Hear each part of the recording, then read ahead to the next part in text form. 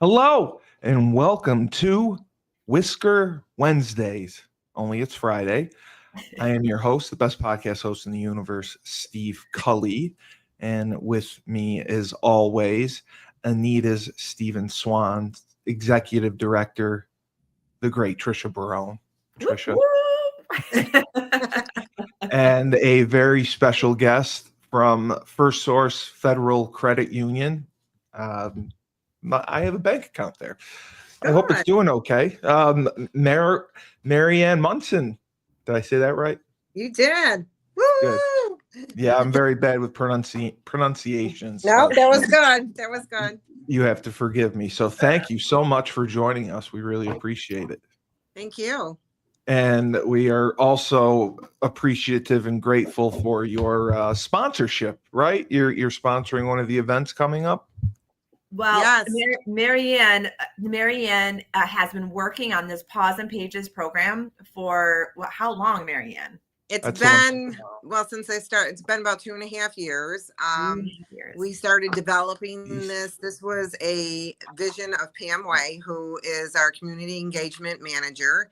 And this was a vision that she presented to the Humane Society and spoke with Anita on initially.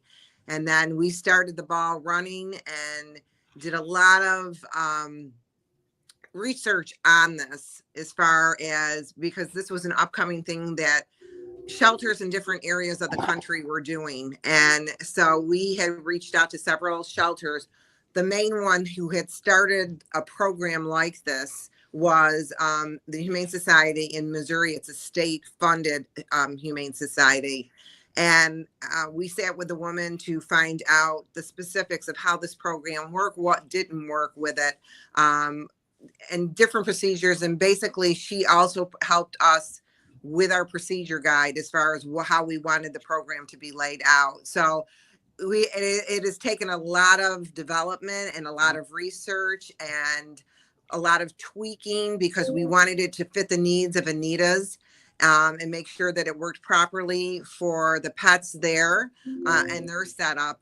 And we've been piloting it since last April with our employees' children's.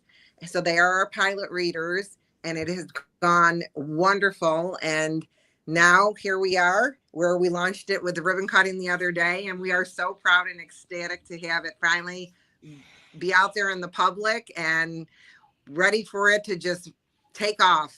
So I think we need to back up and talk about what the program is. Oh, the program is the Paws. You're reading to the dogs, right? Well, the concept of the program is because when animals come into the shelter, they're traumatized, they are scared.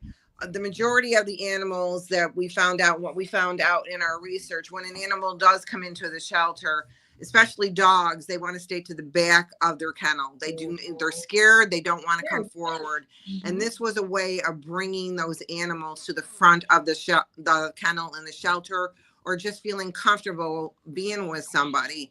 And by reading to them, it kind of eases them a little bit, calms their nerves. Oh, that's sweet. It is incredible. When we first found out about this, we're like, really? It's amazing to see these animals, the dogs lay down in front of you. Perfect example, last summer we were piloting outside of Stephen Swan's. The kids were sitting outside reading to the dogs. The dogs were barking. The minute the kids read, the dogs laid down and laid in front of the readers and just listened to them. The cats, they're coming anyways, they're wandering around the room, but they lay down and go to sleep. Yeah. So it takes a lot of anxiety off the animal, and especially those that have been there for a while, those that have come from families that, their owner has passed away, or they can no longer keep them for certain reasons, and cats also. But it also, the children, what we found out with children is that it helps the child read, and especially children that are afraid to read in front of other children or in public. Yeah. We've had children, one of the program was used out in Missouri for children who had a lot of anxiety, who had autism, and it worked beautifully for that. So how we intended the program to be, We want to make these animals more adoptable and to get them out of the shelter as quick as we can. And what it does is it's kind of like a therapy for both the animals, but also the children that do it. It gives the children so much confidence. And they love this program, and they think they're in the biggest club and love to come in, and they have taken ownership in this. When they come in, they know what dogs and cats they want. They mean business when they come in. Oh, they mean business. They really do. We thought the kids would be very kind of shy to begin with. They came in after the first reading program, after we do training with them, and I'll explain that to you in a second. But after we did training with them, totally own the program. Go up, they sign in, they take their seat off the wall, get their book, and they go in, and they'll read to the cats for a while, and they'll say, I'm going to read to such and such a dog outside. We're like, okay. They kind of tell you what they're doing, but it has been amazing. Yes, it has. The results that we have received from it. And I love watching every time those kids go out and they read, and those dogs just sit right down and lay down outside, or even, like I said, the cats inside. It's just an amazing experience. Far more than we ever expected. Far more. You know, and just to piggyback off of that, Marianne, so my kids, they're both teenagers now, but they both struggled with reading. And I mean, it was hard. You know, they had special resources to help them with their reading. We're always working with them at home. And I got to tell you, like, the younger years and trying to get these kids to read, I'm like banging my head against the wall. I mean, frustrating, very, frustrating, but reading is so important, but it's so hard, especially the English language. It's so hard. And I just think, oh my gosh, if this program was around when they were this age, I mean, it would have helped them so much. Yeah.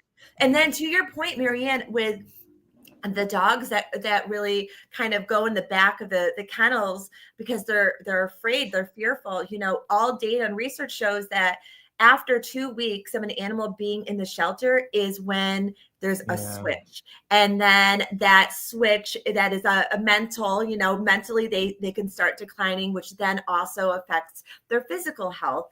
And that's why it's so crucial for us. Our jobs here in the shelter is to try to get these animals in and out within that 2-week time frame, as much as we possibly can. So I'm always talking to the team about how we always have to have a sense of urgency in everything that we do. And so to your point, Marianne, you'll see this happen with animals that are maybe here a little bit longer than 2 weeks, where they are scared and they're in the back and they don't know what's going on. And, animals have their sensories are millions of times more than ours, and it's contagious. So, if you got a dog that is really stressed out, and it's got anxiety, it is a fact where that is also spread to other animals. So it is very much a ripple effect.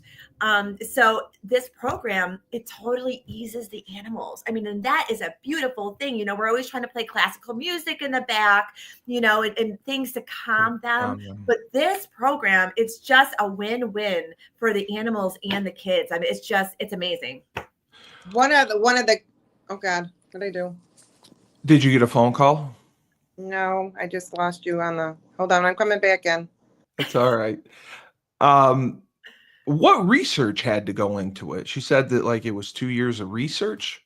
Yeah. So they were doing a lot of research from other organizations that were doing this, but like she said, nobody around this area is doing it, So she was, they were talking to different shelters in different areas to see what worked and what didn't work. And Marianne, can you just touch on the research that you and Pam were doing the last couple of years?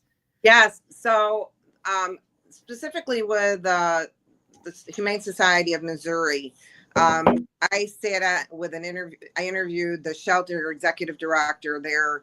We were on the phone probably an hour and a half, and she went through how their program found it. And again, it was the basic needs of what their concerns were when the animals came in there: withdrawal, hyperness.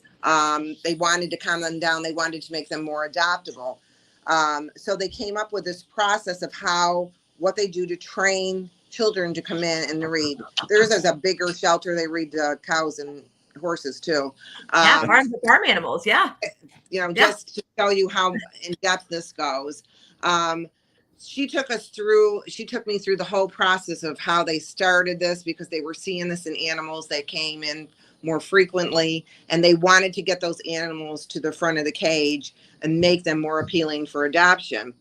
So they made this procedure with these kids to come in. So one thing that they do, and one thing that we have done in our training, we have a training program that they have to go through before they can even go out on that floor and read. They have to come with a parent. The parent has to be with them at all times. But when they come in, what they do is we tell them a little bit about the animals. We give them sheets to take home with them. That tells them different behaviors of the animal. Does the animal seem stressed? Does the animal seem angry? Does it have anxiety? Does it seem sad? And we sit and we talk to the children about all of these behaviors, both in cats and dogs.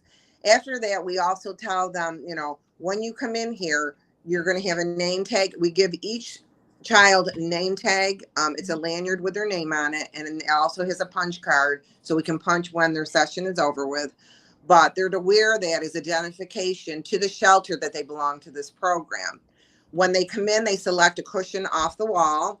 They had the same thing in Missouri. They had like little cushions and little, I want to say just like rug things for them to sit on.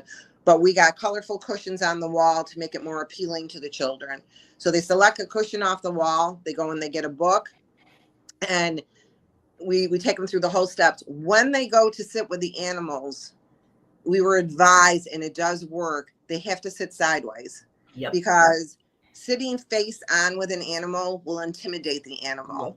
And it will also scare the child if the animal is anxious or angry. So we advise them to sit sideways. Yep.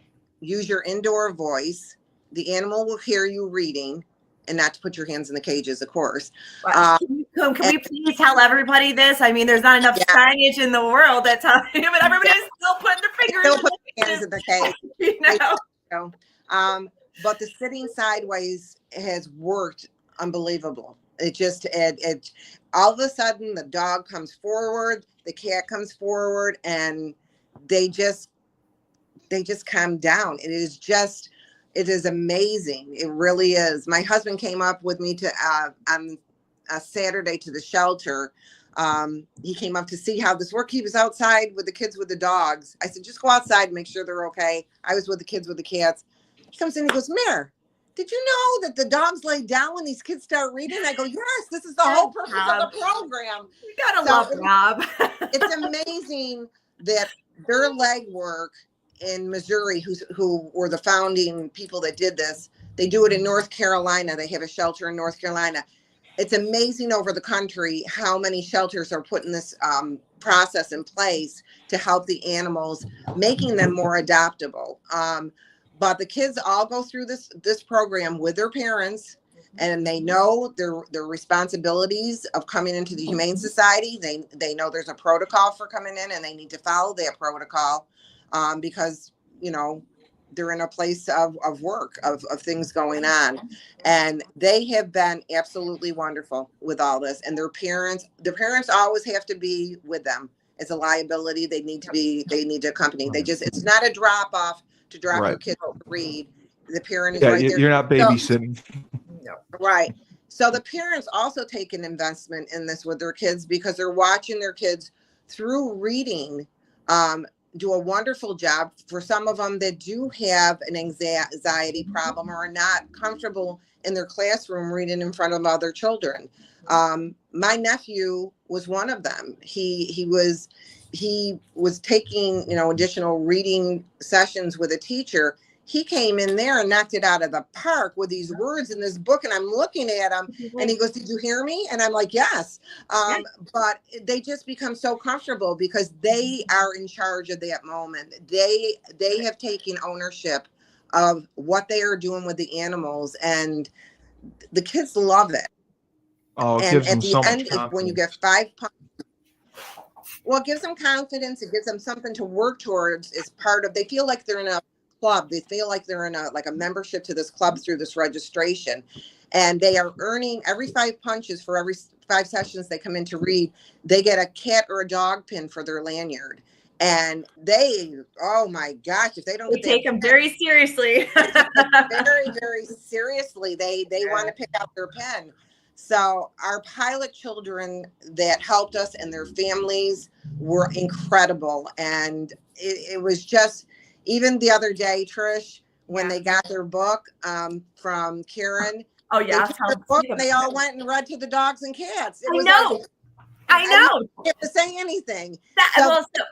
Yeah, that's why I put stools outside, because Steve, we also have places outside, and we've got really cute, colorful, stools to go outside. And I put them all out because so we had a ribbon cutting on Wednesday, which was a fantastic event. We had probably around 75 people here. It was amazing. All the pilot kids are there. First Source supplied. Yeah, First Source supplied the T-shirts for everybody. That I'm in this Paws and Pages program, a pilot reader, and we really tried to make it about the kids.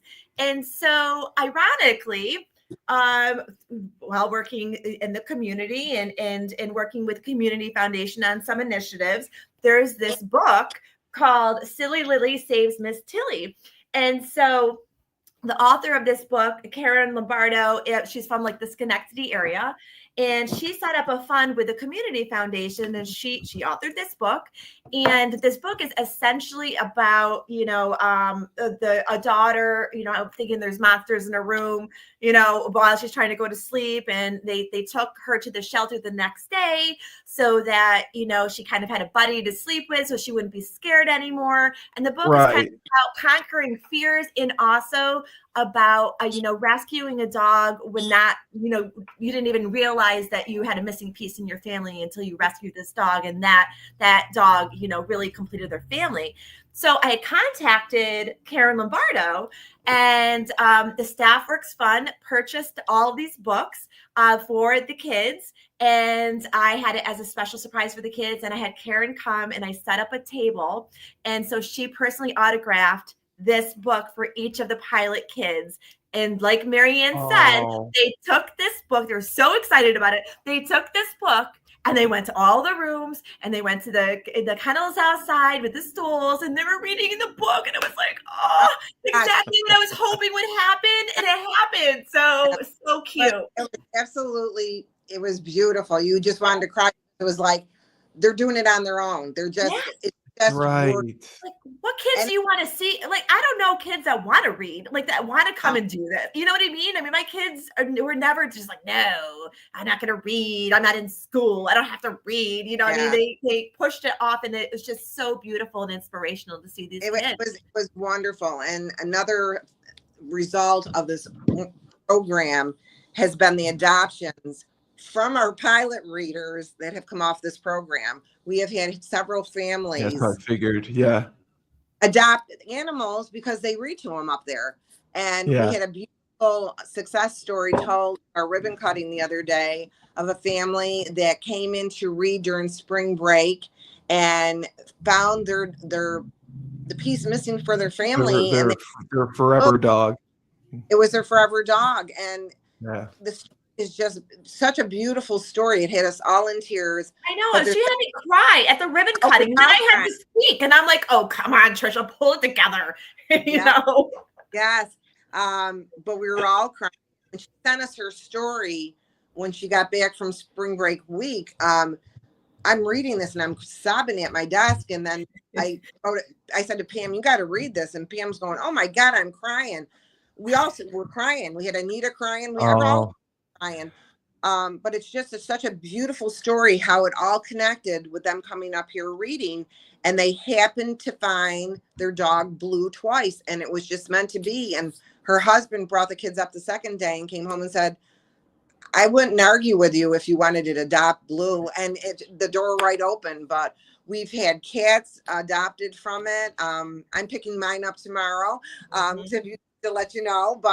And that was because my niece, who is a reader, we just lost our pet a month ago, and my niece went in during the ribbon cutting and found this beautiful cat that I hadn't even seen, wanted to adopt it and bring it home, which we told her she couldn't because she has a dog, which shouldn't stop anything. But I went back and I picked my cat up tomorrow. So these adoptions just come off this whole situation. It's just a wonderful It's a wonderful thing for the children that read, for the families that read, and for the shelter, because we're making a difference in the shelter and we're hopefully getting adoptions out the door for them. So, Yep. Trisha, is this something that you would consider possibly doing again in the fall? Because it seems like you've tested it. It Oh, worked yeah. great. Yeah. And So, it yeah. seems like it would be easy to do. Yeah. So this It's program is open up on Yeah. Saturday mornings before the shelter opens. So it is Okay. already on our website. You have to okay. fill it out. You can register for this program. You can, Marianne, you would die if you saw all the registrations that have come in I love since that. Wednesday's ribbon cutting, of A course. Wednesday would, And, okay. and so Steve, I've been out to like probably 5, 6, 7 schools in the area Right. over the last few months, talking about this program, letting them know that this program is launching. And there was so much excitement through the kids and the teachers and even administrators. So I'm going to be sending them the information. But the kids, these elementary kids, were like, Miss Barone, can you please tell me the website again so I can take it home to register? So because there was so much excitement and enthusiasm and engagement for these kids, we're opening up the program even more for this summer. Oh, that's great. So for the months it's going to be in the summer. Beautiful. So for the months of July and August, we are also opening this program up for Tuesdays and Thursday mornings. So we will offer it now 3 mornings a week, Tuesday, Thursdays, and Saturdays through August. And then in September, we'll go back to just Saturday mornings. Yeah. And we have to help Trisha out a little bit. We designed a brochure on the Pause and Pages program. It tells about the program. It also, there is a annual membership fee of $10, and that is to help the animals. Yeah, it's that's food and everything. But it's kind of like a club. They gotta, that gets them into training. Yeah, it's a commitment for sure. It's good for them. It tells how to get started, how to go to the website and to register and everything. We have put this, we have these in the Waterville Library. We put them in the Utica Library yesterday. They're going to go to the Rome Library. So we have them out there. There's some on the counter right at the Humane Society. We are putting them out in our branches for people that come in with their kids. But we're going to have and Trisha, like she said, she's got the flyer. She's going to be getting that out. So between schools and our libraries who are really strong for this, we're getting the word out and making this amazing program come to life. So And I know, Trisha, you were in Cooperstown the other day. Are there any other shelters in Central New York that want to adopt a program like this? I haven't run into anybody. I mean, really? I haven't run into anybody. That's shocking. We have had interest come to. Well, really, like in Cooperstown or Herkimer, like none of those shelters. Like you brought up the program, and they all know about the program, but there hasn't been. Well, I mean, I don't know. I mean, everybody has their own staffing. Everybody has their own, org chart and their own priorities. One of my priorities is I want to really develop and evolve programming. That's really, really important to me. But that may or may not be a priority for other shelters. I just think that, whatever their strategic plans are, maybe it's really not in their strategic plan. But, I'm also, trying to, I want everything. You know what I mean? I want to, I want to fundraise. I want to have these great events. I want to do programming and I want to keep growing programming. But I'm like that person where I want everything and I want it now, sort of thing. And probably not everybody's wired like me. So no, that's surprising to hear because it seems like I know there was research that went into it, but it was a resounding success. Yeah. It doesn't sound like it's too difficult to set up as far as like transportation and I mean parents having to be there for it. Right. And especially with the summer upon us. Right. It seems like a great event that helps everyone. It helps the kids. Yeah. I can remember being in 2nd or 3rd grade and having to read in front of the class, and I rather would have been struck by lightning than do that. Yeah. So reading for the animals is got to be much easier on the kids, and it's so helpful for the animals as well. Yes. So I'm surprised that not more places are taking advantage of this. I mean, of course, anybody's welcome to come, kids from Rome, kids from Herkimer. I mean, anybody's welcome to come and utilize the program, Rome does a little reading program at their Humane Society during spring break week. It's not to the extent of this. It's just they can come in and visit the animals. They had inquired about what the program was about at one point, but they are going through a lot of changes with their Humane Society and developing a new building. Right. So right now, right now, Anita's is the only exclusive one to have this program. And just like getting back to your point, during the summertime, a lot of these kids have to read so many books during the summertime to come back to school. So we thought this is a perfect opportunity. And Trisha was great as far as extending days that the kids can come up and read. So it's a win-win for all. It really is. And the libraries are going to promote it like crazy so they can get the kids up there. So you know what this reminds me of, so I don't want to date myself here, but when I was a kid there was a reading program in place, but it was with Pizza Hut. And I wasn't from this area. I was from the Amsterdam area. I grew up there, but there was a reading program. And I remember there would be a punch card. And if you read, 6 books or whatever the punch was, you could take it into a Pizza Hut and walk out with a personalized pan pizza, which for me was a huge deal because we didn't have pizza in my house. My dad didn't eat pizza. And, I didn't have a lot of pizza in my childhood. But for me, I'm like, oh, I got to read these books because sister wants her pizza. I needed to get my punches done. But so this is a more visible program because we want these kids to be walking around proudly with their lanyards and their kids and everything. We want people to ask, where did you get that? And we want them to be like, I earned this. I gave back. This is how I'm giving back to the animals. This is what I'm doing when I'm going into schools and I'm talking about what I do. I've done a lot of career days and a lot of the kids are younger kids. And I'm like, listen, when you're older, these are the things that you can do. But now if you want to give back, here are the things that you can do. And this program is one of those things. And, and I think that so many kids want to give back. And they love animals. I have the best job in the world. I have the easiest presentations when I go in these schools. Easiest, because as soon as they know what I do, it doesn't matter what I say. I cannot do any wrong. Everybody loves animals, So, but I've got, so the last career day, I had somebody next to me who was an accountant. And I said, good luck, buddy. I said, you can't follow me. Animals. No way you're following me with that. So sorry about that. Good luck. That's great. One of the parts of the training that we do is we ask them if they know what a Humane Society is and what they do and, why the animals might get there. We want them to understand the work that is being done for these animals, the compassion that's being given to them by the team that's there, and that they're caring for them and they're loving them and trying to get them into a new home. So that's one of the things that we discuss when we're sitting in with training is tell us what you think, the Humane Society is. Have you ever been to one? What do you think they do there? How do you think the animals, get there? What are the situations and how do you think the animals feel when they come there? So we discuss all this so that when they walk in there, they're aware of the good work that is being done in a Humane Society, that it's just not a place that houses dogs that ran away or something. Right. It's wonderful work that is being done there. Yeah. So.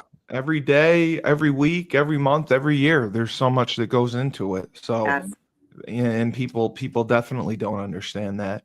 Trisha, do you have anything coming up in July? I thought you said you were taking July off and focusing on September, right? Yes. So I think I'm taking July and August off because this big, ginormous event, as you know, that we're doing on Sunday, September 14th is a Pause in the Park event. It's a 6-hour event, and we will be kicking off that event with the Wiggle Waggle Walkathon. And we are full speed ahead with planning. I had my first committee meeting. Yep. So I got, I already have some sponsorships committed, which is amazing. And we're working on having our food trucks and our vendors. We're also going to have another band. So originally we were going to do 3 bands that day, but now we're working on actually 4 bands in addition to a couple of DJs. So it's just going to be really just a fun-filled day for the entire family. I have a dunk booth that's now confirmed. Yes, I saw that. So I will be going on the Keeler show on Monday, and you're okay. That's great. Not that I want to give this away, but I'm going to see if maybe he will be one of the people that can be dunked. He will. Who doesn't want to dunk Bill Keeler? I'll take him. I'm going to put him on the spot, right on the radio. We'll both take him and put him on the dunk booth. No problem. Yeah, I mean, come on. And then the other thing that we're working on, of course, is our Tales of Fortune. Yeah, I got to get those from you. And we are only selling 3,500. Master Vito Hyundai was our sponsor, and first prize is 100,000. Second is 10,000. Third is 5,000, and fourth is 2,500. And the drawing for this prize will take place on November 6th. And we are selling these at the shelter. We are also working with many organizations that are selling them right at their sites. So right now, Taylor and the Cook is selling them for us. I've got a couple of credit unions that will be doing that as well, and that will be announced shortly. I'm just working out some logistics. And they have to pay cash for them, you said. Well, you can pay cash, or you can pay cash. Or if you want to come to the shelter, you can actually use a credit card. I know it's really weird. Okay. Yeah, you can use a credit card or a debit card. I mean, it's this is something through the New York State Gambling Commission. I can't believe that you can use a credit card for this, but and they give it to you over the phone. Yeah, so it's a New York State thing, but yeah, so next week I'll be doing some pop-ups. I'm doing a pop-up at Tyler Manor one night up in Waterville. I'm doing one at Peter's Cornucopia on Friday. Oh, okay. I'm doing the truck on Wednesday. So, lots of pop-ups happening in the evenings. So we're just hanging it out and trying to sell as many as we can as quickly as possible. I mean, we will sell all 3,500, but I want to get it done now so that I don't have to pay for marketing. Right. So I need to save money. I got to get 10 tickets from you because I know. I know I have 5 sold. I can get 5 sold, so I can. And you know what? Today's my son's 14th birthday, and we're having a party for him next weekend. So I'm already letting everybody know who's coming to the party. You better be bringing $100 or be bringing a checkbook. Yes, and, exactly. Hopefully you'll share your winnings with me if you win. Very, very, very smart. That's great to hear. You already got a good jump start on that. Yeah. I was thinking the event was tomorrow, but I forgot you had said it was the 11th. So it was on Wednesday, the reading event. I'm so glad it went well. Marianne, congratulations. I mean, I'm so happy that it worked out. You did all the research, looking into Missouri and everything. That's huge. Yeah, like I said, it was Pam Way's vision of what she wanted to do. And like we talked to Missouri, but we tweaked it to make it work for this Humane Society. It was a lot of going back and forth with the procedure to make sure what we were presenting was going to work for them the best way. We just didn't want to go in there and have it fail and just say, we got a reading program, but we wanted to make it successful for them. So a lot of tweaking, a lot of changes to the website to where we finally felt this was not going to be launched unless we felt it was perfect. Because of the preparation. And it was a very, very collaborative process. Very much it takes a village because there was a lot of hands in this program. And it was so great and I'm so happy that it was piloted as long as it was because I also want to make sure it's perfect before it's launched. And so there were some kinks, we're learning along the way. There were some kinks like, oh, this doesn't really work. We should change this, or maybe we need to, change the website to this and make registration easier for this. And, so there was a lot of tweaking along the way, but it's just because we wanted to be perfect. Yeah. And it was. We feel we're at a good place, and down the road, if more tweaks need to be changed because of growth at your Humane Society, Trish, then we'll make the changes That's with right. you, but we're happy to be partnered with them. Anita Swans is very dear to all of us at First Source. It has everybody's heart when we do our Giving Tuesday. They're one of the largest groups that we give to, that people come through to donate.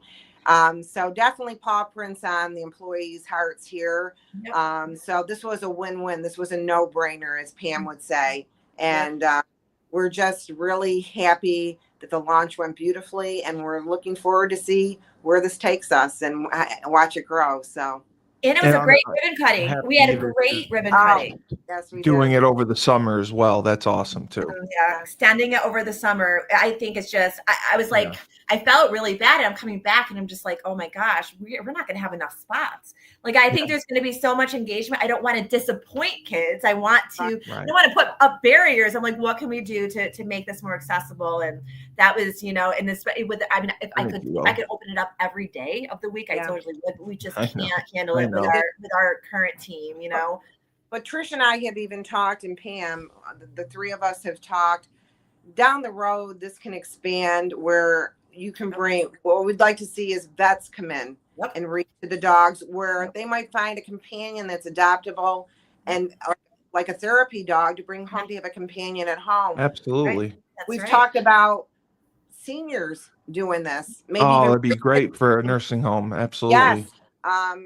Trish brought up CAV as an idea the other day. So it's just where you can take this program and where it could go to in the future is just the wonderful opportunities. It's the same thing even with Calverman, you know, with autism. I mean, the possibilities are endless. I mean, honestly, they are endless, which the possibilities are. Yeah. Well, congratulations on the event June 11th. I'm glad it went well. I'm glad it's going to be going on all summer. And Trisha, I am excited that you've gotten a great head start for the event for September. Yeah. And I definitely have to get up there so I can get some tickets from you to sell. And I can't wait to contribute to that. That looks like it's going to be a blast. Yeah. So congratulations on everything for. Oh, thanks, Steve. Thank you.